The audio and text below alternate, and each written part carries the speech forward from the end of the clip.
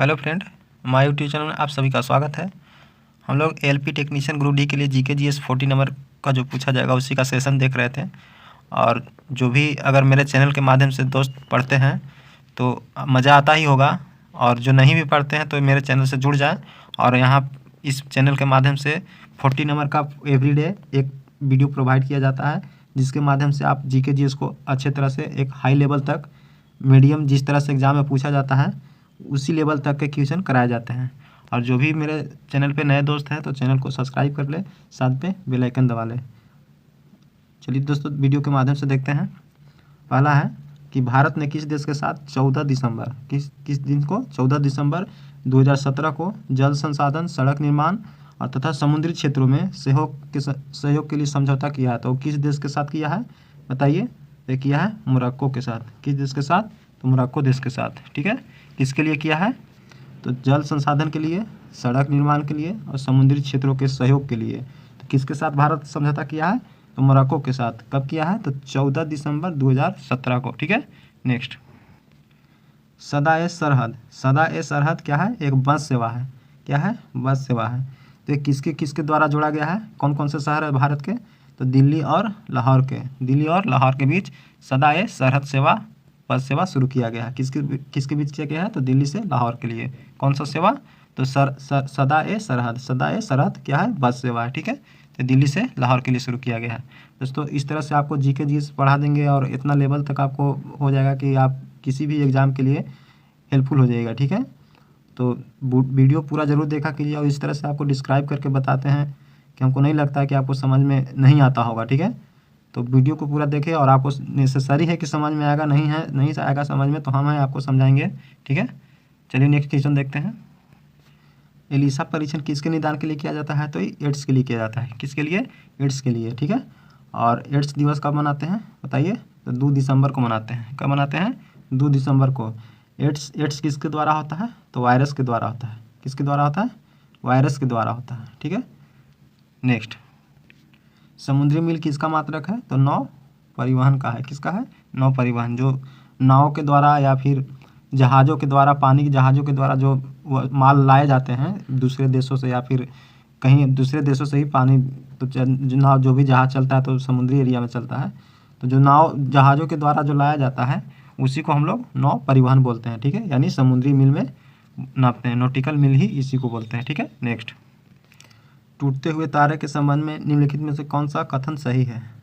तो टूटते हुए तारे के लिए ऑप्शन नंबर ए में देखिए उल्कापिंड, ऑप्शन बी में तारे के प्रकार, ऑप्शन सी में वायु के घर्षण के प्रज्वलन होना, और डी में है पूछल तारा का मलबा। तो इसमें करेक्ट आंसर क्या हो जाएगा बताइए? इसमें हो जाएगा उल्कापिंड हो जाएगा। तारे के टूटने का संबंध किससे है? तो उल्कापिंड से है। ठीक है, नेक्स्ट। हाल ही में भारत ने वासनार व्यवस्था शुरू किया है, सदस्यता ग्रहण की है। जो भारत ने वासनार व्यवस्था की सदस्यता ग्रहण की है, वासनार व्यवस्था में कुल कितने देश शामिल हैं? तो 42 है। कितने हैं? 42 है। वासनार व्यवस्था किसने अपना सदस्यता ग्रहण किया? तो भारत ने किया है। उसमें कितने देश हैं? तो 42 है। कितने हैं? 42। नेक्स्ट। पानी की बूंदों के गोले होने का क्या कारण है? तो सरफेस टेंशन, पृष्ठ तनाव। पानी का गोला होना या फिर बोर्ड पर लिखने के बाद फैल जाता है तो ये भी पृष्ठ तनाव के कारण है। वर्षा का पानी गोला होना ये भी पृष्ठ तनाव का कारण है। ठीक है, नेक्स्ट। हार्डवेयर क्या है? हार्डवेयर क्या है बताइए? तो हार्डवेयर एक कंप्यूटर का भौतिक अंग है। क्या है? भौतिक अंग है। ठीक है, नेक्स्ट। हृदय रोग किससे होता है? तो कोलेस्ट्रॉल की मात्रा जब बढ़ जाता है शरीर में तो हृदय घात रोग होता है। ठीक है, हार्ट अटैक इसको बोलते हैं। ठीक है, नेक्स्ट। भारत से होकर कौन सी रेखा गुजरती है? तो भारत के बीचों बीच से कौन सा रेखा गुजरती है? तो एक कर्क रेखा है। ठीक है, एक ग्लोब है, ग्लोब के देखिए बीचों बीच कौन सा रेखा गुजरता है? तो इसको विषुवत रेखा बोलते हैं। ठीक है, और इससे नीचे आएंगे तो क्या बोलेंगे? तो इसको मकर रेखा बोलेंगे, और ऊपर जाएंगे तो कर्क रेखा बोलेंगे। तो भारत यहाँ पे पड़ता है, भारत जो है इस क्षेत्र में पड़ता है, तो यहाँ पे कर्क रेखा होता है, तो इसलिए भारत कर्क रेखा से होकर गुजरती है। जबकि अमेरिका रूस जो है मकर रेखा से गुजरती है, नीचे में पड़ता है। और विषुवत रेखा पृथ्वी के 2 भागों में बांटती है। इसी को 0 डिग्री अक्षांश रेखा बोला जाता है। और इसको इधर आप खींचिएगा तो 23.5 डिग्री इधर नॉर्थ होता है और इधर 23.5 डिग्री नीचे साउथ होता है, ठीक है। नेक्स्ट, मुद्रा के सापेक्ष गलत है। मुद्रा के सापेक्ष गलत क्या है बताइए। तो यह है इनमें से कोई नहीं हो जाएगा। क्या होगा? तो क्या हो जाएगा? इनमें से कोई नहीं। मुद्रा के सापेक्ष गलत है, सही नहीं पूछा है, गलत पूछा है। अगर आपको दिख रहा होगा तो आप मार दिए होंगे क्रय विक्रय शक्ति, ये बिल्कुल सापेक्ष है। यह साक्ष्य सृजन करता है, ये मुद्रा का है। यह मुद्रास्फीति को रोकता है, ये भी कार्य करता है मुद्रा, ठीक है। लेकिन इसमें से पूछा कि सापेक्ष कौन नहीं है, तो इनमें से कोई नहीं है, बाकी तीनों है और इनमें से नहीं है, तो इसलिए ऑप्शन डी हो जाएगा। क्या होगा? Option number D is correct answer. Next, तेल बिखराव के शोधन के लिए आनुवांशिक हेरफेर द्वारा प्राकृतिक आइसोलेटों से उत्पन्न किस जीवाणु प्रभेद का प्रयोग किया जा सकता है? किसका प्रयोग किया जा सकता है? तो नाइट्रोसोमोनास को किया जाता है, ठीक है। नेक्स्ट, कंप्यूटर में पासवर्ड सुरक्षा करता है। कंप्यूटर में जो पासवर्ड होता है वो किसकी सुरक्षा करता है बताइए। तो देखिए, तंत्र के अनधिकृत अभिगमन से क्या करता है? पासवर्ड जो होता है कंप्यूटर में वो किसका सुरक्षा करता है? तो तंत्र के अनधिकृत अभिगमन से, मतलब कोई भी अदर चीज़ है तो उसमें एंट्री नहीं करता है जब तक आप उसमें पासवर्ड डाले हुए हैं, ठीक है। नेक्स्ट, मानव शरीर में ऑक्सीजन को लाने और ले जाने वाले वाहक को क्या कहते हैं? जो मानव शरीर में ऑक्सीजन जो ले जाते हैं और लाते हैं उसको क्या बोलते हैं बताइए। तो उसको हीमोग्लोबिन का कार्य है। किसका काम है? हीमोग्लोबिन का कार्य। हीमोग्लोबिन में कार्बन मोनोऑक्साइड जो है जल्दी रिएक्शन करता है, ठीक है। तो श्वसन जब भी करते हैं तो इसमें कार्बन मोनोऑक्साइड जो है जल्दी रिएक्टिव होता है। आयरन का संकेत पूछे तो Fe होता है, इसका परमाणु संख्या पूछे तो 26 होता है। और कैल्शियम पोटेशियम की बात करें, कैल्शियम पोटेशियम की, तो हमारे हड्डियों में जो होता है कैल्शियम और पोटेशियम की मात्रा बहुत, फास्फोरस की मात्रा ज़रूरी है। और फास्फोरस दो प्रकार के होते हैं, एक लाल फास्फोरस होता है, काला फास्फोरस होता है। तो काला फास्फोरस जो माचिस में प्रयोग किया जाता है, DSLI जिसको बोलते हैं, और काला फास्फोरस का भी कभी कभी इंडस्ट्रियल एरिया में भी कर लिया जाता है, ठीक है। नेक्स्ट, वर्ल्ड वाइड वेब संकल्पना किसने बनाई थी? तो www ने देखते हैं कभी को बोलता है कोई कि वेबसाइट है www, तो उसी को वर्ल्ड वाइड वेब बोलते हैं। इसको किसने किया था? तो टिम बर्नर्स-ली ने किया था। किसने किया था? टिम बर्नर्स-ली ने, ठीक है। नेक्स्ट, जल उपचार में पराबैंगनी किरणों का प्रयोग किस रूप में किया जाता है? तो जल उपचार में पराबैंगनी किरण को किसके लिए उपयोग किया जाता है? तो रोगाणुओं को मारने के लिए किया जाता है। किसके लिए किया जाता है? तो रोगाणुओं को मारने के लिए, ठीक है। नेक्स्ट, मेमोरी एड्रेस CPU के मुख्य मेमोरी तक तारों के एक सेट के ऊपर में भेजी जाती है, उसे क्या कहते हैं बोलिए। तो उसे क्या कहते हैं? तो उसके एड्रेस बस बोलते हैं। क्या बोलते हैं? एड्रेस बस बोलते हैं, ठीक है। नेक्स्ट, मेघावती सुकनोपुत्री किस देश की है? तो क्या नाम है? मेघावती सुकनोपुत्री ये किस देश की है बताइए। तो यह है इंडोनेशिया की। कहाँ की है? इंडोनेशिया की, ठीक है। नेक्स्ट, फाउंटेन पेन का आविष्कार किसने किया था बताइए। तो फाउंटेन पेन का आविष्कार किसने किया था? तो वाटरमैन ने किया था। किसने किया था? वाटरमैन ने, ठीक है। नेक्स्ट, 3 रंग प्राथमिक रंग है, ये कौन कौन से रंग है? तो लाल, हरा, नीला। कौन है? लाल, हरा, नीला, ठीक है। नेक्स्ट, इसी का घरों में टीवी चलता है उसमें प्रयोग किया जाता है, तो इसीलिए रंगीन हम लोग की दिखाई देता है। तो लाल, हरा, नीला होता है। प्राथमिक 3 रंग कौन है? तो लाल, हरा, नीला है। कौन है? लाल, हरा, नीला, ठीक है। अंतरिक्ष में जाने वाली पहली महिला किस देश की थी बताइए। तो अंतरिक्ष में जाने वाली पहली महिला किस देश की थी? तो रूस की थी। कहाँ की थी? तो रूस की थी। कल्पना चावला कहाँ से गई थी? तो अमेरिका के वायुयान से गई थी, ठीक है। नेक्स्ट, भारत में समस्त राजनीतिक सत्ता का स्रोत किस में है? तो जनता में है। जनता चाहेगी तो किसी का सत्ता गिरा सकती है और किसी का सत्ता बिठा सकती है, ठीक है।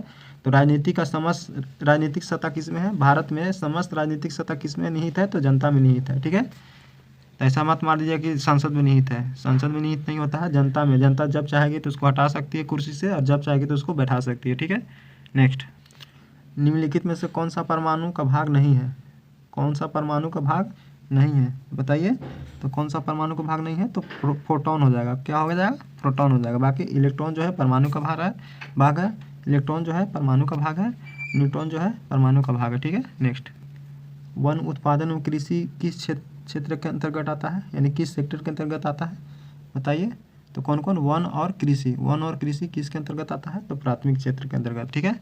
और द्वितीय क्षेत्र के अंतर्गत क्या आता है, तो हम लोग जिसका उपयोग करते हैं, ठीक है, जो हम लोग उपयोग उसको करते हैं उसको द्वितीय क्षेत्र के अंतर्गत रखा गया है। और तृतीय क्षेत्र के अंतर्गत जिसको हम लोग सर्विस देते हैं, सेवा देते हैं, जैसे कि बैंकिंग हो गया, एजुकेशन हो गया, है ना, तो ये सब जैसे हम पढ़ा रहे हैं आपको तो एक सेवा दे रहे हैं, तो ये मेरा क्या है, तृतीय क्षेत्र है, ठीक है। नेक्स्ट, बॉम्बे हाई किस लिए प्रसिद्ध है, तो बॉम्बे हाई किस लिए प्रसिद्ध है बताइए।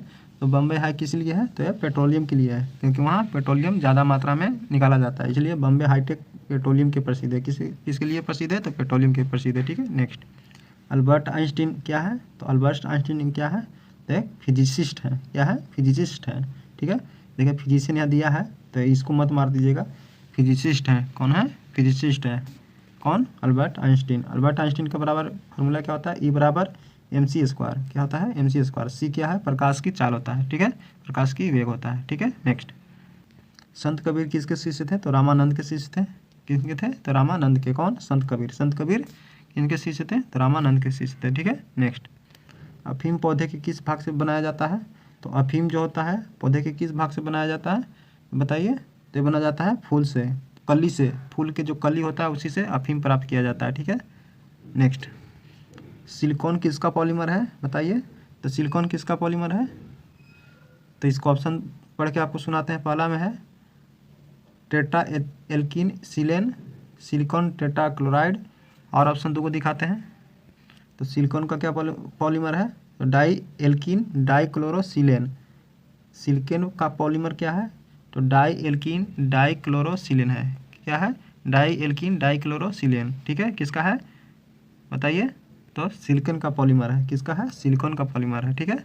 नेक्स्ट, प्राकृतिक कोलाइड कौन सा है बताइए, तो प्राकृतिक कोलाइड क्या है, तो ये रक्त है। रक्त क्या है, एक कोलाइडी विलियन है, क्या है, कोलाइडी विलियन, ठीक है।